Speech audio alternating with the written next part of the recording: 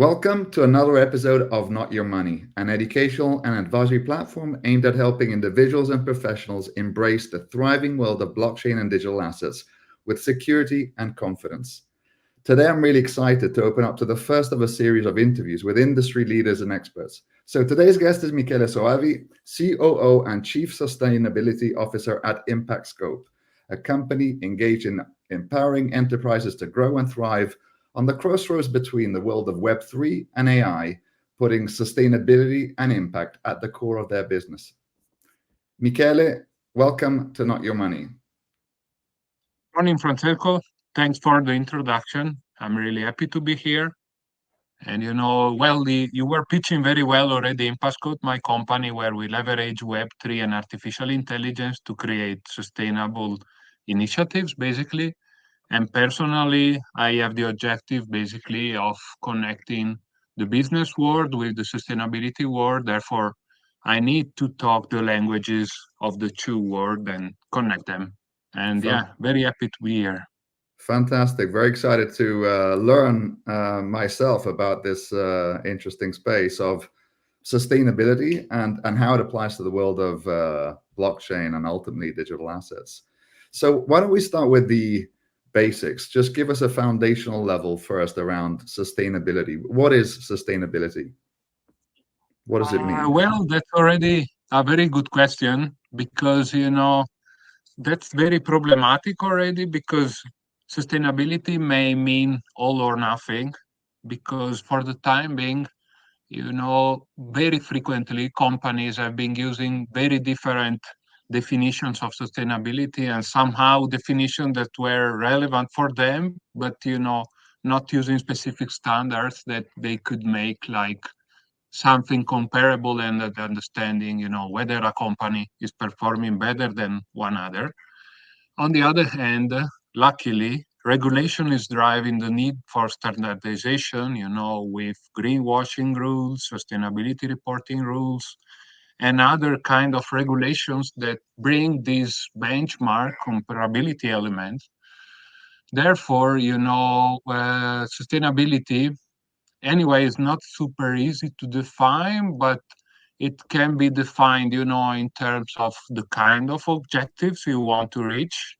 So, for example, for SDGs, Sustainable Development Goals, it's more focused on government level, what they can reach, which kind of final objective you want to reach among the 17 that are listed here.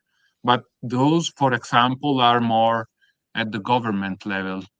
But I would say now, for the time being, the conversation is more around climate change, CO2 emissions. And basically, what's happening now, following the Paris Agreement in 2015, there is the need to focus on limiting CO2 emissions to an amount, which would create safe condition for the planet, because otherwise, basically, the planet would warm up too much with very relevant, impacts, physical impacts, which, would be ultimately impacting as well, the financial of companies, of states, because they have to invest basically a lot of money in climate adaptation and climate mitigation. On the other hand, personally, you know, I think it's a bit of a shame that we are focusing so much on CO2, and more we will need to focus on biodiversity in general. So, focusing just CO2 in general, it's just, around the carbon tunnel vision in the sense that we focus on this. And the problem is that we may end up solving this problem but creating other ones. We need a more holistic solution, that takes into account more general problems like preserving biodiversity, for example. So we're prioritizing one sustainability pillar, the climate aspect, the carbon emissions at the expense of other important holistic pillars. And that way, as you say, we might achieve one goal and lose track of some of the rest. Yeah, totally. Just to give you, an example, again, if you reach biodiversity targets, you will make sure you will reach as well climate change targets. because just a very practical example, which is horrifying in my opinion. So, if you talk about climate change, you end up discovering that climate change, many times what companies do is buy reforestation project, afforestation project, so somehow carbon compensation. But what happened there is that there are many poor countries, essentially, that somehow decided to cut an existing forest because it doesn't have any value if you are selling, CO2 emissions. They cut the forest to plant new trees so that they can sell the CO2 offsets. So, I mean, you don't have to be an environmental or sustainability expert to understand that there is something wrong in this, and we'd Very clear. better preserve an existing forest other than cutting it just to resell, the CO2 offsets. Very clear. So let's bring it back to our world, if you like, in the digital asset and fundamentally the sort of the underpinning blockchain space. Help us understand, what does sustainability mean in the context of the world of blockchain? How do we frame this question? What do we need to consider? I would say, when it comes to environmental questions, the framework that has to be used is life cycle analysis. So, really understanding from when you produce a good to when you dispose of such good, which kind of emissions and raw materials are needed to run the process, for example, create the servers for mining, or, run the servers for mining, or dispose of the servers. And, for example, specifically for the digital assets, but even more for crypto assets, the question generally is more around the energy consumption required to generate the assets. And, I guess that people are understanding that I'm specifically talking about Bitcoin because, at the end of the day, when it comes to crypto, that's still the most widely used. And yeah, basically, most of the emission, most of the raw material consumption needed are for the mining part. So, like everything in life, you should follow the Pareto principle and, focus on what is most relevant. And Sure, what's most relevant when it comes to Bitcoin is, yeah, concerning CO2 emissions, basically, sure. I'd like to zoom associated into with Bitcoin. mining. Yeah. Inevitably going to have to tackle the Bitcoin question, but just before we get there, so you mentioned the sort of the governmental approach, the SDG goals that apply at that level, at a company level, and at a blockchain level. You bring us back to the carbon emission question and topic as the key priority, referring to the client life cycle or the life cycle of a product, as you described. How do you support and advise companies through this journey, and perhaps you made it very clear that you like to look at sustainability in a wider lens, not just from an impact perspective, from a climate impact perspective. So how are you guiding companies today in achieving true impact in a wider sense?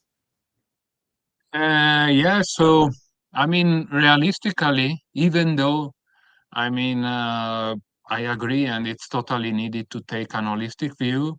We really started from the basics, therefore, being able to calculate the carbon emission associated with, the ownership of a certain wallet, or, a certain number of transactions that you did basically with your crypto.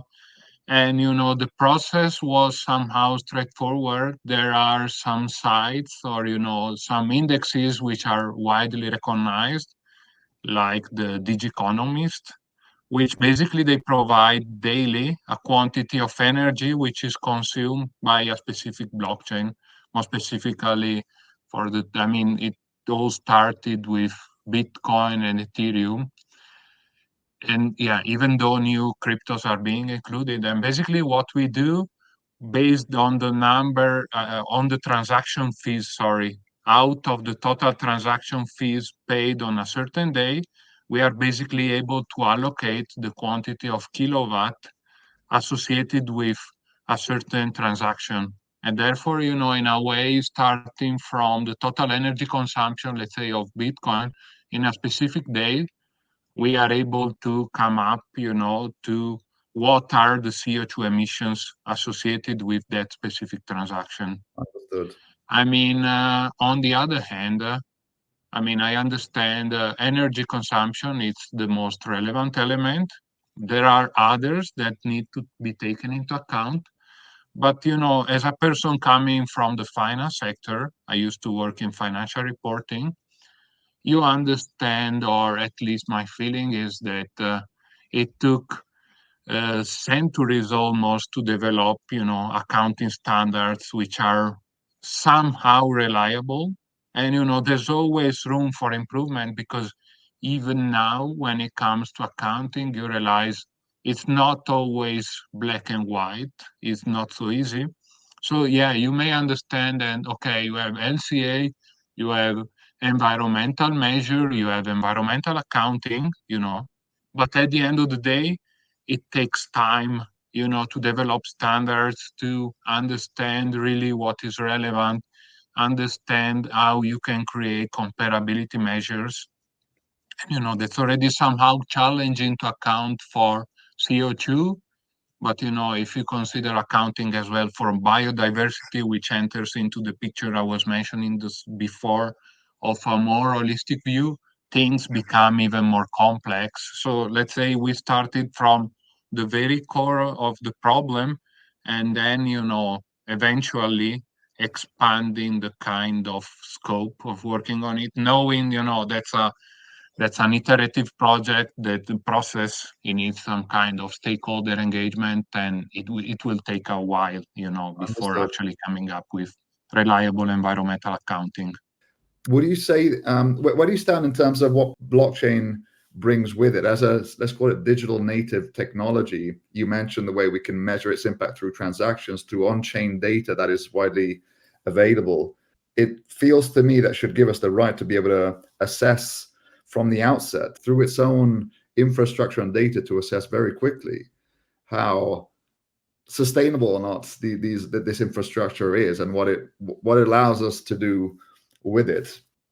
Yeah, yeah, yeah, yeah. I totally agree with you. And personally, I have the feeling that, when it comes to really leveraging blockchain for sustainability solutions and for understanding environmental footprint of blockchain solution, it's somehow easier because the assets many times are just there on the blockchain, like Bitcoin. It doesn't exist anywhere but in the blockchain. So that by default, everything is traceable, everything is there, everything, will be there forever.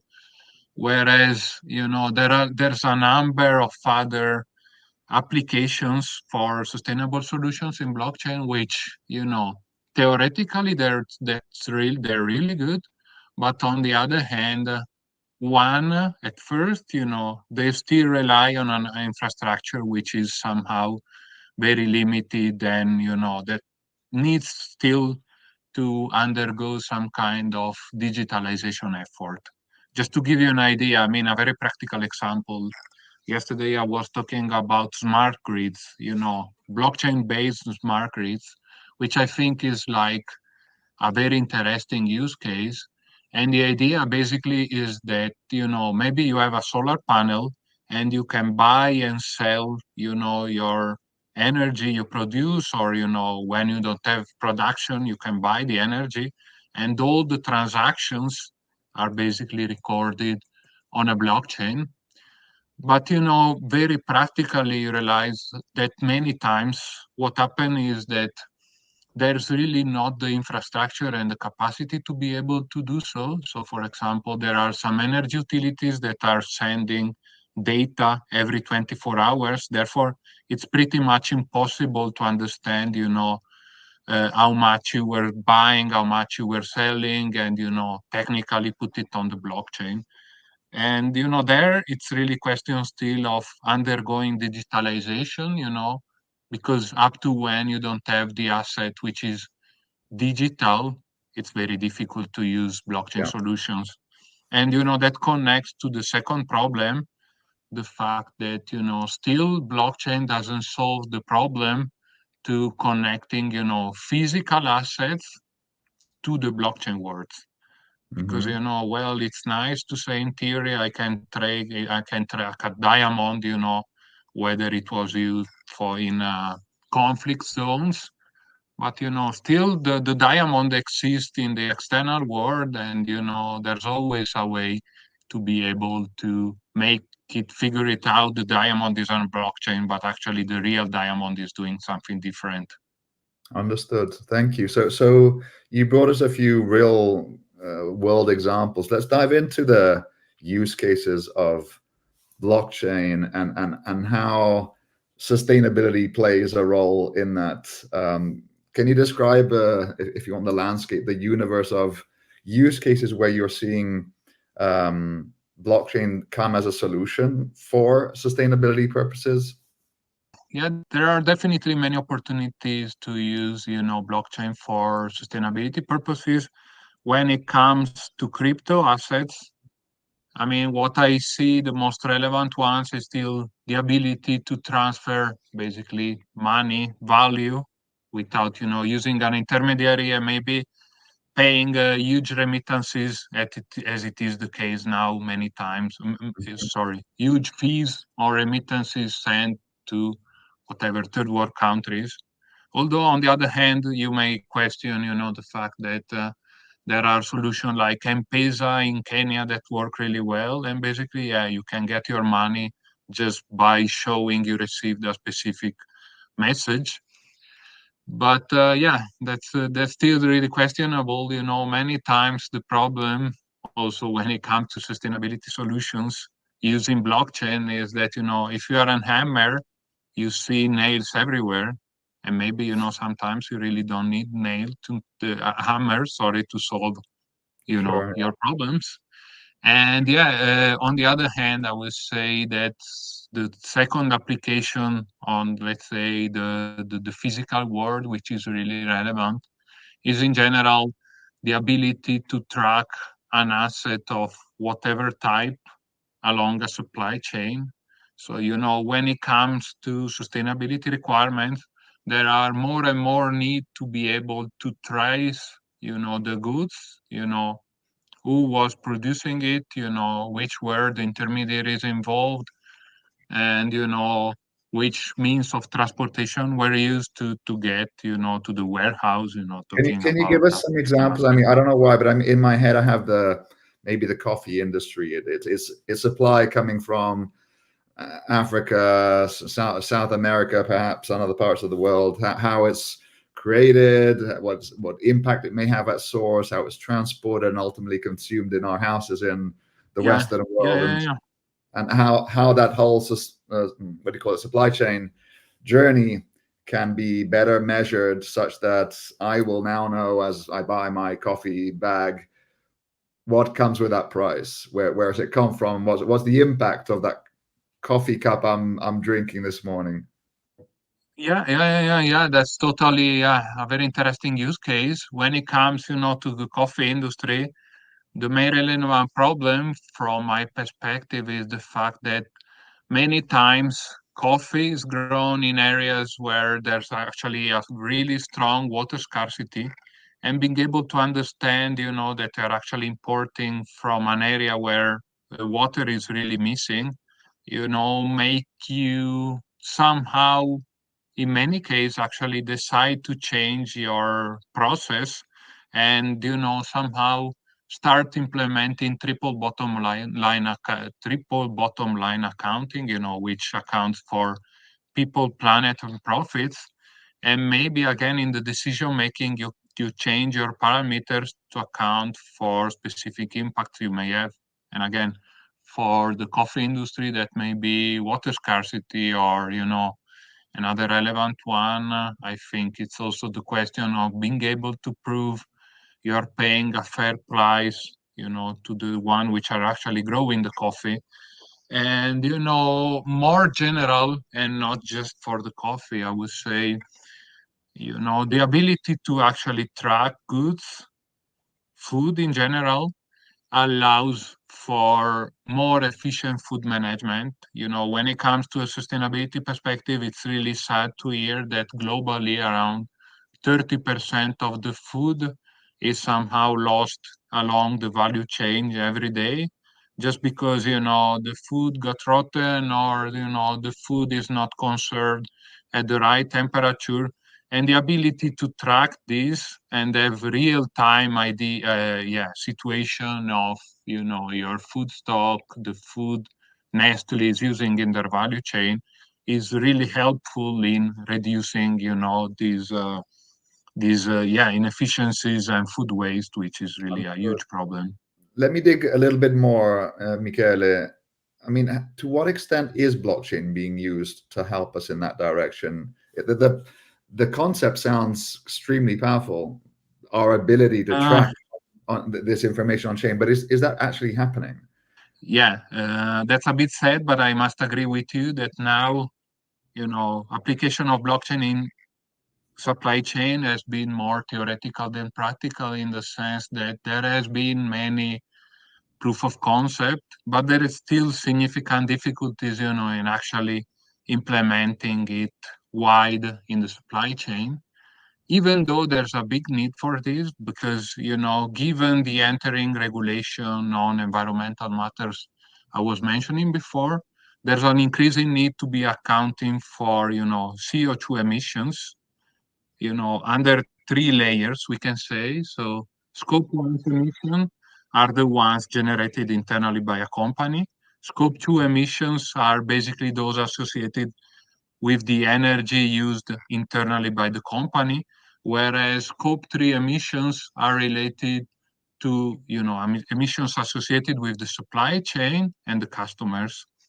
And generally, what happens is that the majority of emissions are related to the supply chain, but it's very complicated, because it's surprising to hear that even for every simple product, when you go and delve into the supply chain, you end up discovering there's a huge number of suppliers. So just to give you a very practical example, a company like Boeing, producing planes, has around 4,000 suppliers, and probably even more sub-suppliers. So you may understand that, it's nice to do it in practice. You may ask your suppliers to do it, but on the other hand, they may not have, the capability and the capacity to implement blockchain solutions. And again, I would like to connect as well to the difficulties in, connecting the physical asset with the blockchain, also knowing the cost component. It may be expensive, to say, okay, I put a tomato in a blockchain, but if tracking one tomato is costing you 10 cents, that's already a lot of money, when it comes to the value chain of Sure. tomato. Yeah, very. You made that very clear, very visual. So at what financial cost comes the Yeah, implementation of blockchain solutions to get to the ultimate goal. We might become far more sustainable, but then financially broke, yeah. and without a market. That's very well put. So maybe just before we move on to the digital asset space in particular, which I think you'd agree is right now at least the more widely adopted use case to date on blockchains.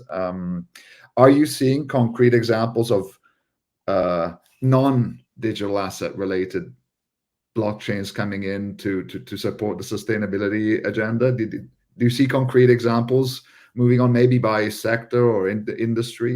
You may. Yeah. I mean, yeah, the difficulty, in defining personally what are the best use cases are also related to the fact that they tend to be very specific. And just to give you an idea, very practical and, associated to what we are doing, we have developed a greenwashing identifier tool for financial regulators. And basically, what we do is like we identify greenwashing using artificial intelligence. So Gen AI generates a report with contradiction, inconsistencies, claims which are not substantiated for greenwashing. And then, once the report is generated, we save it together with the data source on a blockchain. And, it's very easy. It's something we can do, it's not aspirational. It's something that we have been already be able to do for a while. But, we realize, for example, this need for permanency, the fact that the report is there, it cannot be tampered. It's a really relevant one, and one, that it's a really good narrative, because let's say as a company, when you realize you have done something wrong, and the fact you have done something wrong will remain somehow forever in the blockchain, forever, for as long as the blockchain exists, and for the time being, we believe it's forever. But yeah, that's a really great incentive, to be able to behave and, avoid greenwashing. So yeah, again, the feeling is there's the need to account as well for the capabilities of blockchain, associated with other technologies as well, because I think like every technology, they cannot live in isolation. They can be really empowered just the moment you create some complementarity among different technologies. So if you think about Uber, Uber, yeah, started to exist the moment, everybody has a mobile phone, the moment GPS was, very used, the moment you could pay using your bank account from your mobile phone. So, there are many elements that came together to create a new business model. And, I think that apart from the crypto example, which is very unique, which relies pretty much only on the internet infrastructure, the other applications of blockchain you can create, whether they're sustainable or not, they must have the ability to connect, with other technologies and other worlds. Understood. Okay. Thanks, Michele. Let's dive into crypto assets then. We've sort of skimmed around the edges. Um, Bluntly put, I think the key question is how do we tackle the elephant in the room? So ultimately, I think we have the Bitcoin camp, proof of work, highly energy intensive, and the proof of stake camp. The crypto market is at least 50% plus proof of work focused right now or supported. Yeah, the most interesting one. Yeah. So, I mean, I don't want to feel like I'm oversimplifying things, but when it comes to Bitcoin, when it comes to proof of work, it will never work environmentally. From an environmental perspective, it is horrific, and it will always be. In a way, there's always been this narrative of saying one Bitcoin transaction. I mean, the energy consumption of one Bitcoin transaction is corresponding to around the energy consumption of 1 million Visa transactions, just to give an idea. That can be a bit more, a bit less, so depending on the period, but that is the order of magnitude, and that always be really bad. And from an environmental perspective, a lot of people now, they still focus on carbon offsets. So the idea, basically, carbon offsets is polluting and then cleaning up what you polluted. But again, from an environmental perspective, the best option always is not to pollute at first. Sure. So Bitcoin is a really nice experiment, will be there forever. But yeah, environmentally will always be negative, no matter how you put it. On the So, other hand, I mean, I so, want to, so bring also the nice big part. Yeah, do you want to comment? well, I will. Yes, I mean, I'm not going to hide that I'm a fan, as you can see from my background. Yeah, I believe in what it's bringing as a new solution to the world. So I'm going to try and challenge what I've just heard you say. I completely understand and respect. I don't think anyone would hide away from the energy consumption, the energy requirements to maintain this network. But I'd like to bring it back to your points around the utility first. What is it for? And what does it change versus the status quo, right? So we need to have a far broader discussion around sort of the pros and cons of Bitcoin as a whole. Can we really, how good are we at quantifying the status quo? Those thousands of comparable Visa transactions, but what comes with Visa as an institution, as a company, as a network, with their own servers, people, infrastructure, so forth. I don't want to point my finger at Visa in particular. I think with Bitcoin, we could think about the wider economic, central banking, governmental system, buildings, institutions, high street banks, you name it, right? I mean, how do we really compare this highly impacting, energy hungry, thirsty blockchain versus the system is trying to replace? I don't know if we can just measure it from a pure transaction basis only without looking at the full life cycle, as you mentioned earlier. Yeah.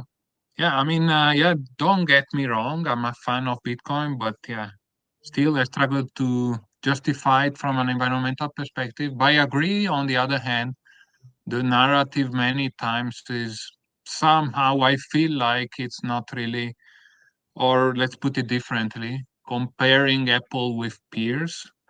So yeah, from that perspective, I totally agree that when it comes to evaluating actually the carbon footprint of anything, the question really is which kind of system are you trying to replace against, which kind of other alternative system you're trying to replace.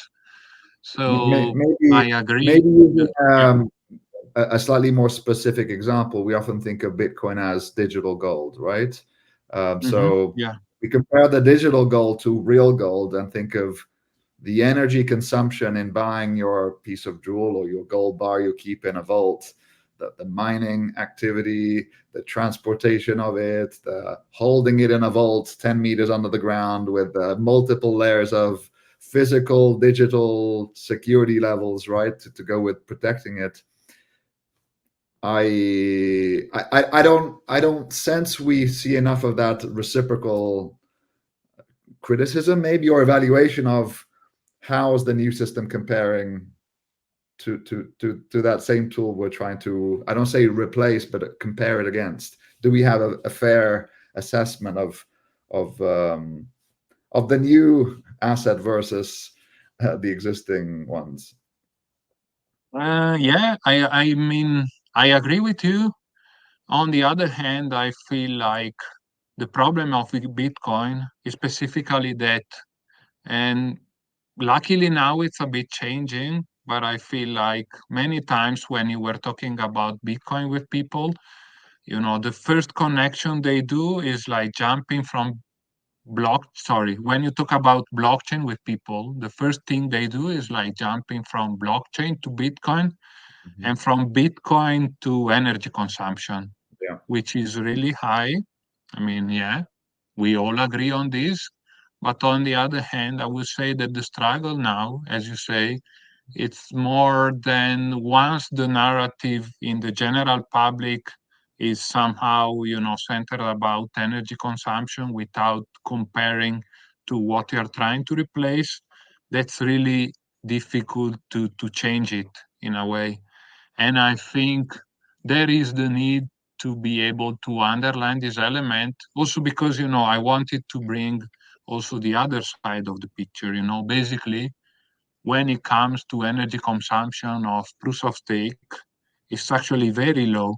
And many times it's actually much lower than the energy consumption of a Visa transaction. Therefore, I would say we can do much, for to improve both, you know, the narrative around Bitcoin, and yeah, really try to replace the existing narrative with a better one, which really accounts with what you're trying to replace. And on the other hand, taking away also the halo of negativity around blockchain about energy consumption in the sense that, again, for proof of stake, it's not really a problem anymore. And I understand, now that the objective is to be able to understand the energy consumption of everything pretty much. But on the other hand, as I mentioned before, I feel like we are falling a bit too much in a carbon tunnel vision, in the sense that we focus only on that one and not enough on other elements which may be super interesting and relevant actually to change the discussion. And I agree, when it comes to Bitcoin, there's an element of that. But Yeah. yeah, I will always have some struggle, in accepting the environmental impact of Bitcoin. Sure. I respect that. And I feel deeply about sustainability. And yet maybe to this date, I value the utility that I perceive in what Bitcoin brings, just like any other technological evolution I think we've had in history. Energy has been a part of that. Energy is a feature. I don't think we should always look at it as a bug. We need energy. We're connecting through energy. You're lighting a room through energy.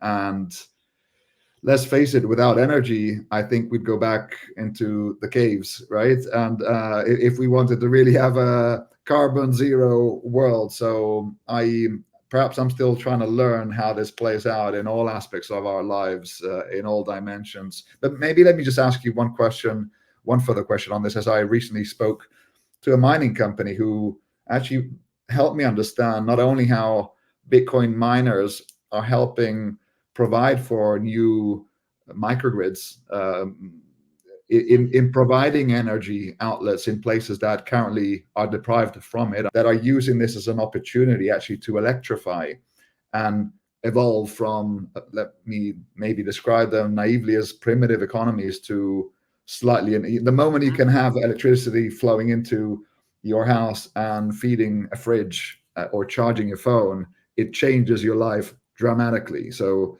Yeah. I do think we have to remind ourselves of some of these aspects. But in particular, so my question to you is going to be around the sustainable generation of energy, or maybe I'm not describing that properly, but I believe we're currently at approximately 55% of renewable energy use. So Bitcoin is already, let's call it, decarbonizing its source, as I understand it, seeking to pull the energy it needs so much from sustainable sources. What am I missing? Do you think that is accurate? Do you think that's fair? What am I missing? Uh, I mean, when it comes to the percentage, personally, I always struggle to find somehow reliable measures of what's used as renewable. Also, because it's a very Bitcoin mining, it's a very opportunistic industry. And, depending on changing regulation, they move from one country to the other, and the percentage can, change, in a day, basically. I don't think you are missing really anything from the picture. But on the other hand, I feel like there's another element that needs to be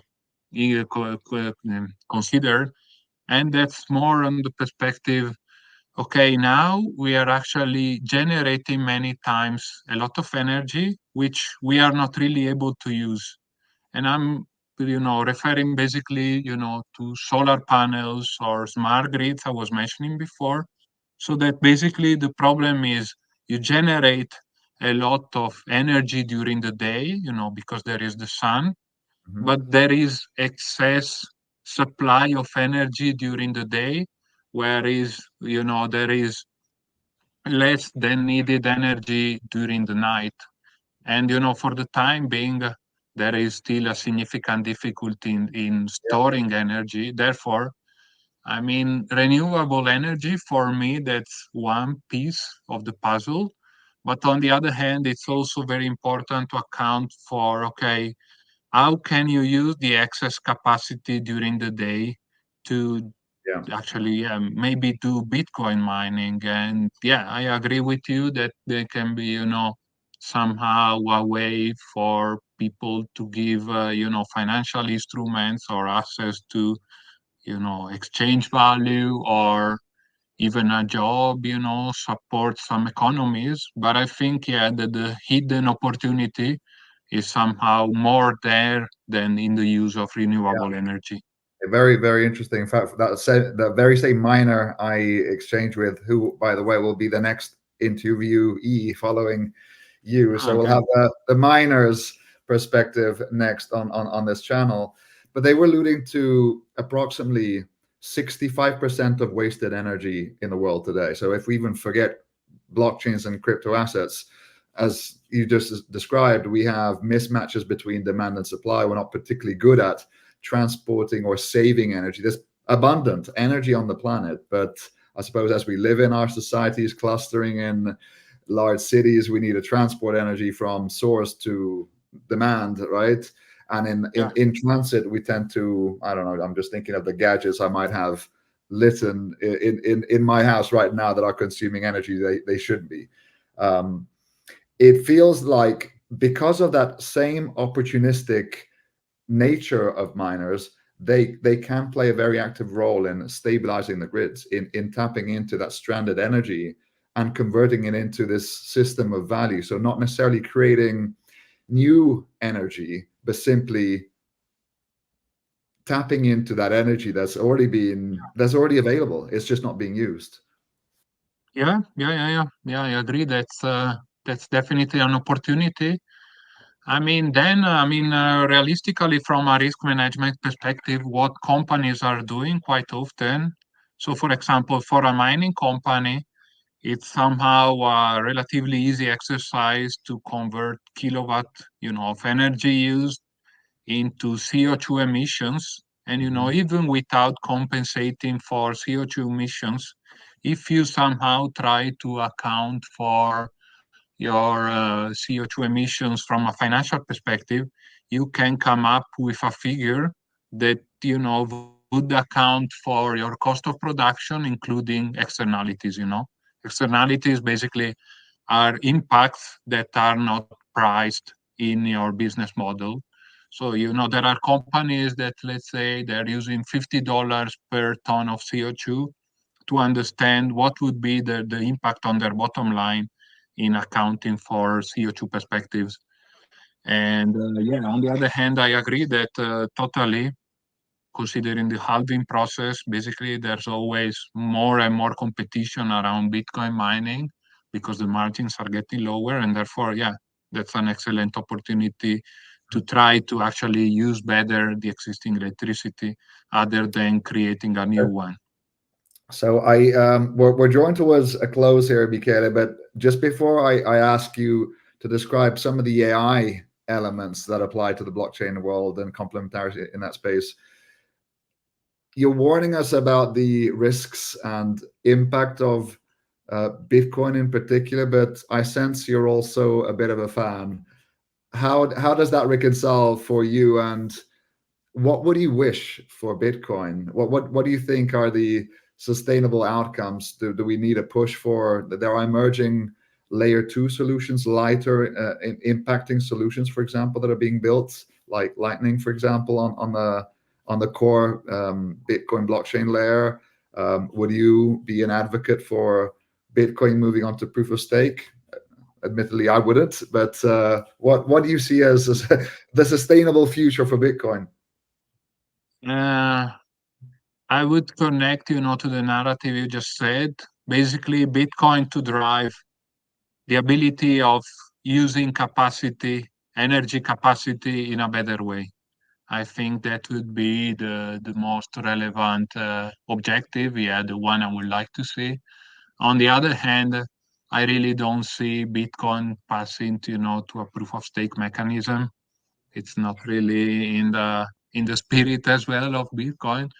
But yeah, on the other hand, yeah, I agree. Layer two many times is somehow the kind of solution being able to implement something on top of this, which is somehow more efficient. And well, many times we talk about blockchain and well, crypto or blockchain, but even from a sustainability perspective, as it can be on from the financial perspective, it's also very depending on how you use a blockchain. So if you manage to put as little information as possible on the blockchain and not really trying to put everything on the blockchain. As many times they give you the idea that the optimal, process, you may end up saving financially, but also environmentally, because, the more you put, the more your CO2 footprint would be.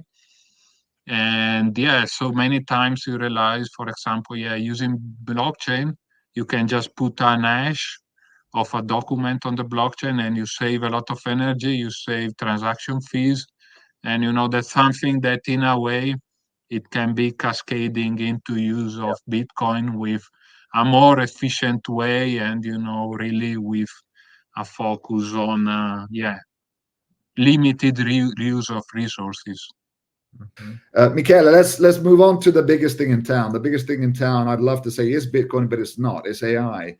So tell us, how do you see the complementarity of blockchains and AI? What is happening in this space? How are you advising companies? What are some of the interesting use cases? You mentioned the greenwash approach. You're using AI and store some of that information on the network for a regulator. What else are you seeing that is exciting in this space right now? Yeah, that's a very exciting topic for me lately, because let me do a bit of self promotion. Other than the greenwashing identifier using AI and blockchain, basically the complementarity of AI, blockchain, and sustainability is something we have been studying as well within the sustainability working group at the Crypto Valley Association.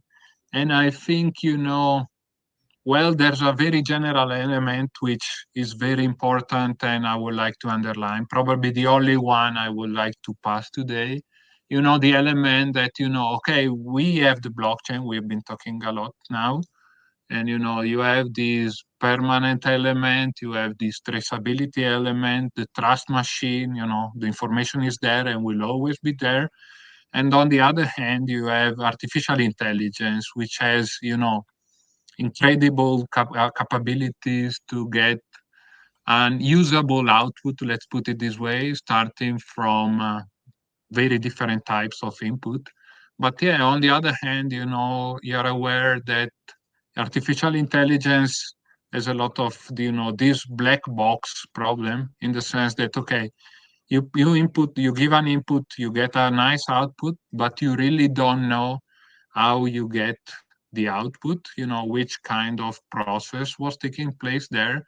So I see a lot of complementarity, because the moment you start putting the LLM in the blockchain, the moment you save the results, the output on the blockchain, you can really start to create traceability and start solving the problem of the black box as well in artificial intelligence. Because if you understand that, for example, in your model you were using biased data, the information will always be there on the blockchain and people will always be able to check it. So Let me. I think this is a That really sounds very, exciting very. opportunity and really important from sustainability and just the business. Because another important element I would like to transmit, many times we are talking about sustainability, but sustainability is not a branch in itself. It needs to integrate with the rest of the industry. And when you talk about traceability, it's something that you need from a sustainable perspective, but for example, you need as well from a compliance perspective, because with AI regulations, you will need to be able to trace as well what you did. And again, Yeah. AI and blockchain can be really complementary from this perspective. I'd just like to double check I understand what you alluded to earlier in the power and use of AI. So if I understand correctly, you alluded to LLM. Remind me what the acronym stands for. Large language models. Large language models. Perfect. So we'd be able to use AI to help us sort of lock in that black box process, which for now seems a little unknown as to how we might have interrogated an AI tool and received an outcome, and not knowing how it got from an input to an output, and therefore Yeah. seeking to translate that internal process and help us understand how it reached that outcome. I thought that was not even possible, but I'm excited to hear. Sounds like there are options to do that. Uh, yeah. That's really, the idea. Basically, I mean, LLM is the underlying model of GPTs, for example. And the idea is really if you are able to store which kind of data you used to get your output, you can create this element of traceability, but also element of trust. Just to give you an example, which is very connected to the financial world. So, for example, if you think about going to ChatGPT now and asking a financial question, you may get a reply that is based on very biased data, Mhm. basically not AI hallucination, but basically data which really doesn't make sense. Whereas now there are business models where you say, you are somehow the Bloomberg and you sell the data to a ChatGPT. So basically, the premium user can use the Bloomberg, can use, sorry, the GPT that relies on the Bloomberg. Therefore, you know that, for example, you can rely on a certain quality of data, and therefore, it's something you can check because it's in the blockchain, and in the blockchain you will discover, okay, 3 years ago you ran such analysis, and such analysis was based on Bloomberg, or it was based on more general data. Therefore, you know which one you can trust more, or you possibly can get back to understanding which kind of data Bloomberg provided 3 years ago. Very, very fascinating. That makes, in my very basic mind, feel like we're driving towards optimizing, improving the data quality of the inputs, but I still don't fully grasp how that helps us. I guess we can trust more the data sources that are feeding into the models.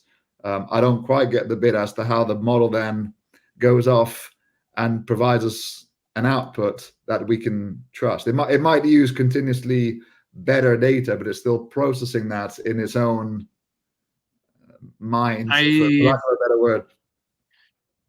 I agree. I mean, that's bringing a first traceability element, a first trust element. Is not completing the full picture. Is not providing assurance on the full picture.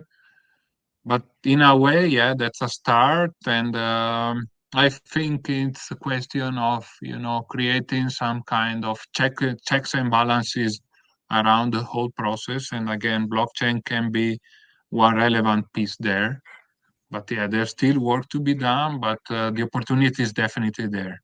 Fantastic. Well, Michele, I've really enjoyed hearing your views and thoughts on such an important topic. It's an honor to talk to you and to see how you're leading and showcasing these important subjects in the work you do on a day-to-day basis in the crypto valley and in your enterprise with working with governments, companies, and so forth. So huge thank you. If there's anything else, anything we haven't covered that you'd like to close with, please. I mean, the floor is yours.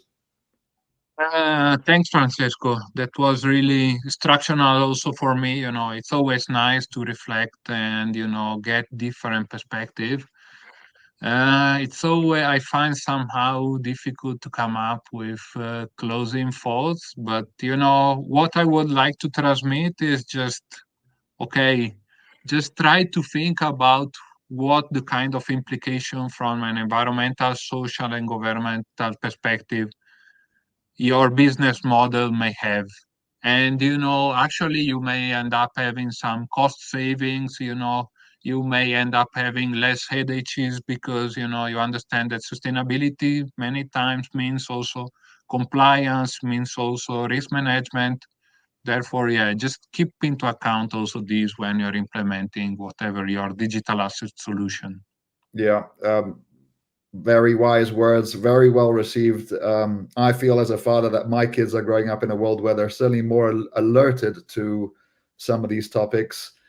Sometimes I wish I'd see more of it translate into businesses and companies, not just in finance, not just in crypto finance, so to speak, but in the wider world. But it does feel like we are moving and changing and adapting, perhaps not at the speed we'd all like to see. But again, Michele, it's been a blast. I've really enjoyed this. Thank you so much, and best of luck for your work. And let's keep tuned in. Perhaps we can have another episode in the future and learn how this space is evolving rapidly. Thanks again a lot, Francesco. Happy to continue the conversation and evangelize on sustainability on the Not Your Money channel. Sure. Thank you, Michele. All the best. Thank you. Likewise. I hope you enjoyed our video. If you found the video informative, please don't forget to follow our channel and click the alarm button to be informed of new videos coming through. There is plenty to learn and get your head around on your journey to mastering crypto. Thanks for watching and see you on our next video.